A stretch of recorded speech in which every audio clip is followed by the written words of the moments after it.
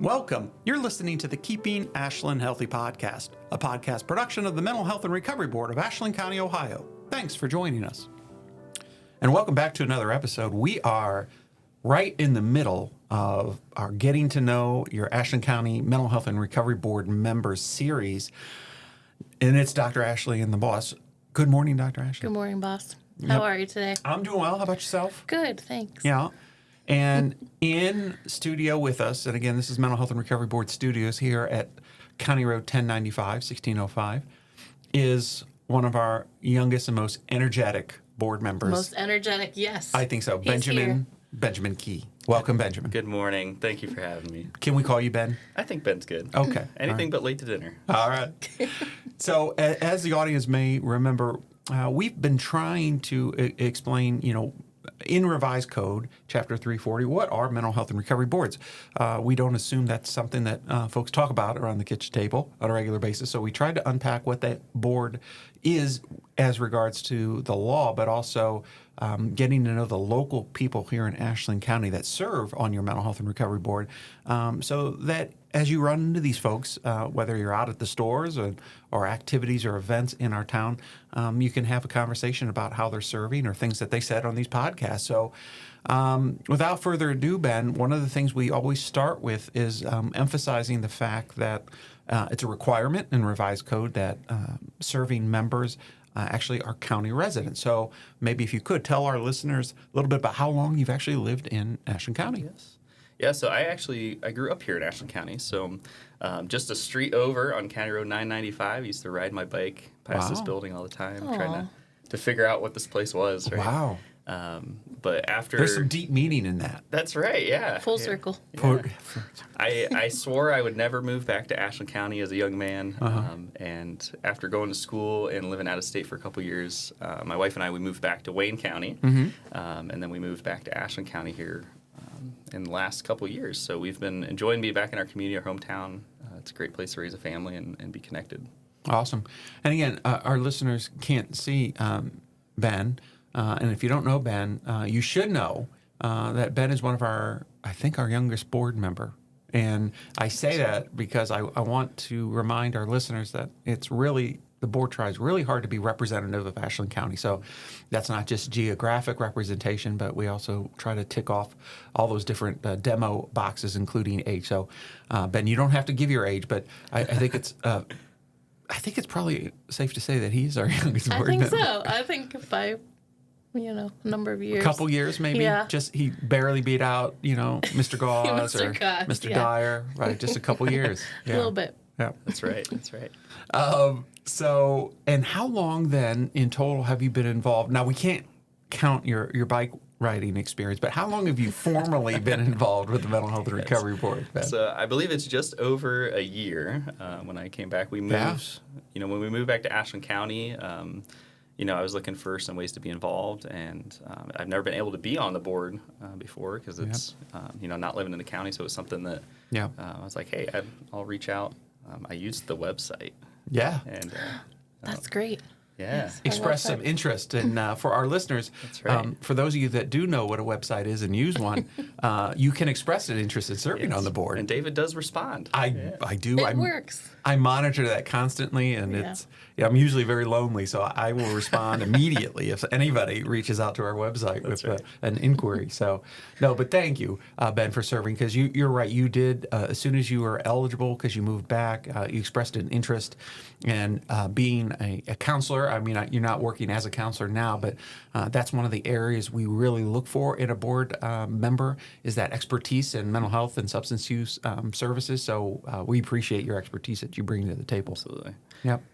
And you talked about it, but more formally, some of your motivation to serve on the board. Because again, you're a young man, you've got a family, you could do a bunch of things, bowling, axe throwing, you could do a bunch of stuff, Ben, but you choose to serve on this board. That's right. So tell the audience a little bit more about your motivation to serve. I had to cut the axe throwing out, which was unfortunate, but we'll maybe pick that up once my term's over. Yeah. But appreciate that. Our insurance premiums go up if you get back into that. That's right. I think one of the biggest things for me is, coming from a mental health background, I'm a licensed professional clinical counselor in Ohio, and practicing for a number of years and shifting my career. I now work in finance. I'm a financial advisor. And so I still wanted to be plugged in. I'm still wanting to maintain my license and do that in the community. And this was the perfect avenue for that. Yeah. I had to have time to focus on building my business, but also wanted to be in a spot where I could give to the community and stay connected to the heartbeat in the mental health field. And this is a perfect way to do that. So, moving back to Ashland County, I was reading the rules and, looking through the code as far as how we might qualify. I was like, man, this might be a cool opportunity. Yeah. So, Well, I am so that's where I glad it worked started. out, and I Yeah. appreciate you serving. Yeah, it's been great having you on the board. If you could just tell us more about your specific role on the board and maybe what that looks like. Well, we talked a little earlier about being the youngest and finest on the Yes. board. So I think, this past year has been a year of really kind of finding the dynamics of our board and what we do in our community. It's been very enjoyable for me. I'm not a very quiet person, but I have been very quiet this year as far as, learning kind of the dynamics and, going through the first year, seeing all the different things that we're doing in the community throughout the year. And so it's something, where you want to jump in and give feedback where you can. You want to kind of get plugged in, but then there's also intentionality as far as what that can look like in the following years. Have I don't know some if you time. I don't know if you caught that, Dr. Ashley, but it sounds like Ben's threatening to be more verbal. Oh, be more, yes. Yeah, I picked that up. I actually really love that, though. So when I started here at the board, it was kind of the same. Like, you have to take time to learn the system and learn the people you're working with and for. So I like that you're being very intentional about that. That's great. Yeah, it's been fun. Yeah. So I have another fun question Yeah, for you. speaking of fun. All right. Yeah, this is a good one. Everyone likes this question. These are Dr. Ashley questions. You'll like this as a clinician, I think. So, if you could tell us about the best gift you ever received and Oh, maybe my why goodness. it was the best. The best gift. Oh, Yes. man. I And could get- why? And why? And We why, need to know yeah. why. I could get super sappy and start talking about my two girls at home because they've been pretty fun, but I'm not going to go that route. So Okay. we'll go back to this Christmas just a couple months ago. Okay. So my A wife, new axe. it was close. I Okay. thought it might have been. But behind the Christmas tree, there was a very tall, large, slender gift that my wife had got me. And it had been sitting back there, and I was thinking, I think this is the fishing rod, right? So I'm thinking this is the fishing rod. I love to fish. And she came out Christmas morning, and she said, Ben, I don't want you to be disappointed because I don't think it is what you think it is.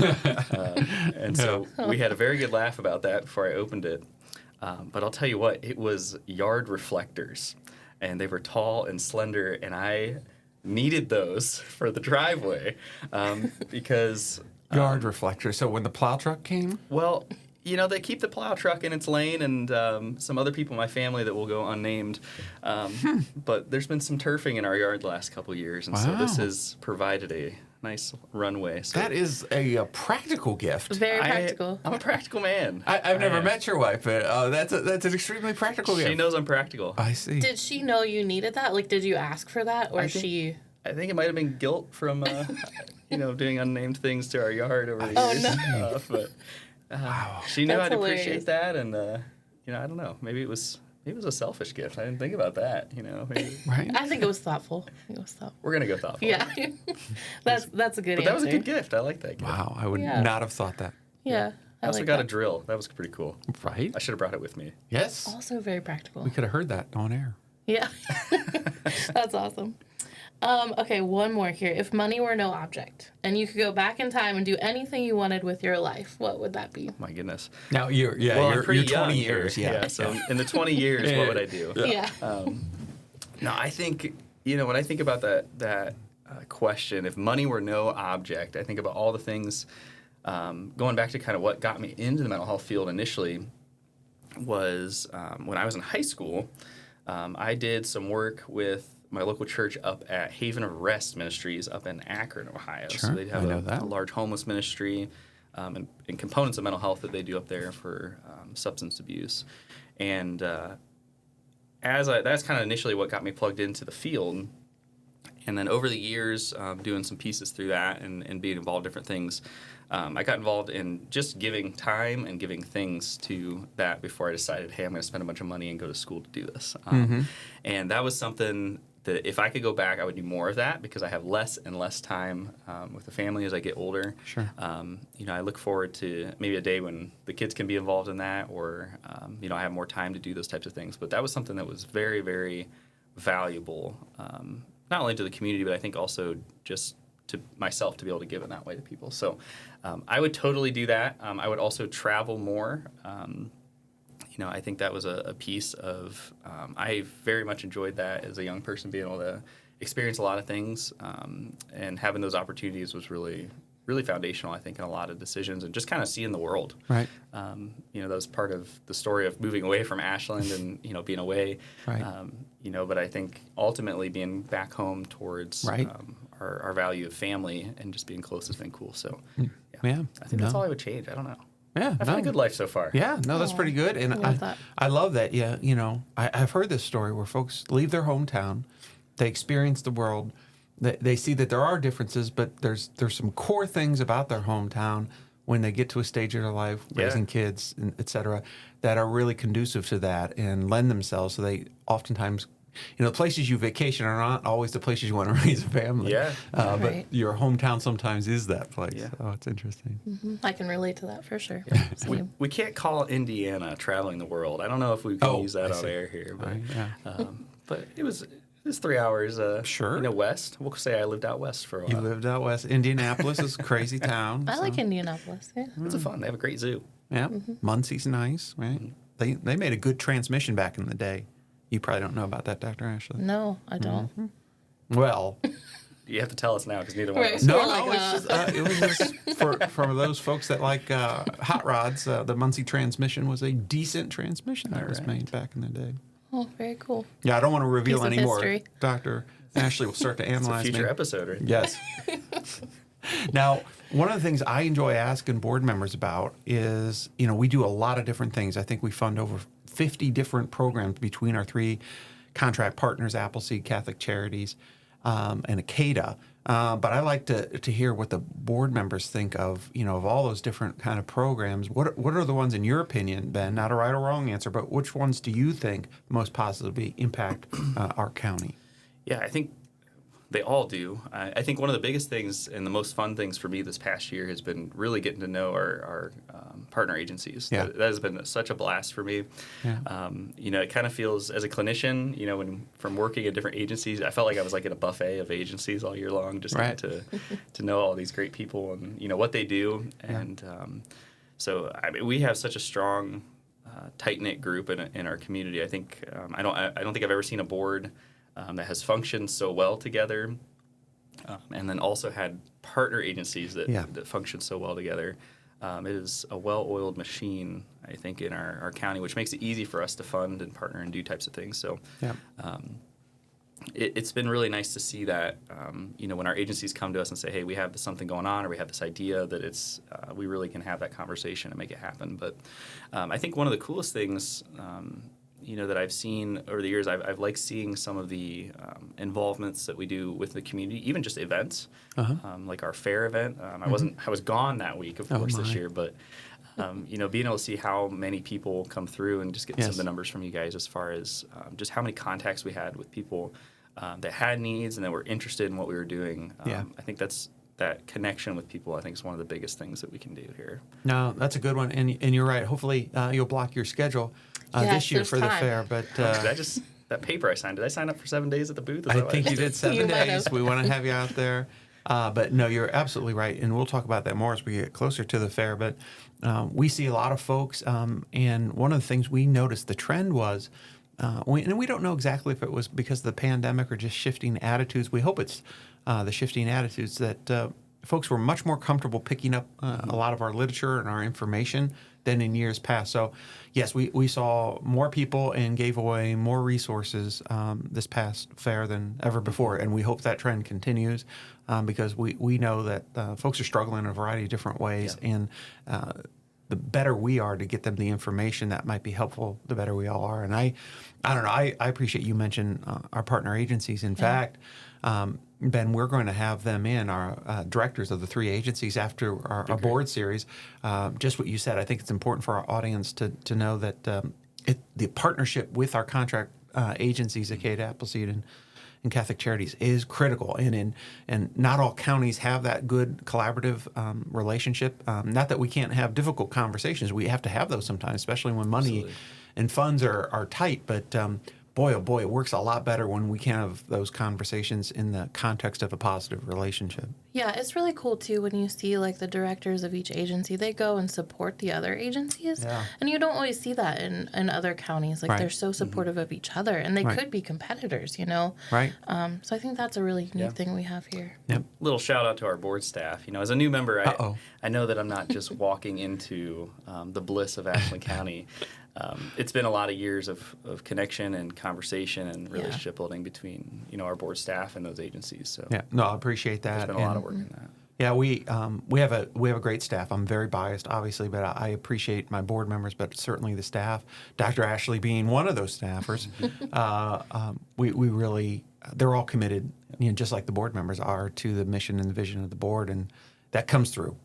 Comes through in the work and in their attitudes and the way they serve. So, well, this is the time we give everyone some time at the very end, Ben. And again, we're speaking with Benjamin Key, board member here in Ashland County at the Mental Health and Recovery Board. We give you some time if we've missed anything, something that was important that you want the audience to know about, anything that the board's doing or your role on the board. This is your opportunity. Yeah. I would just tell people, don't be strangers. You don't have to just wait till fair season to come see us. Yeah.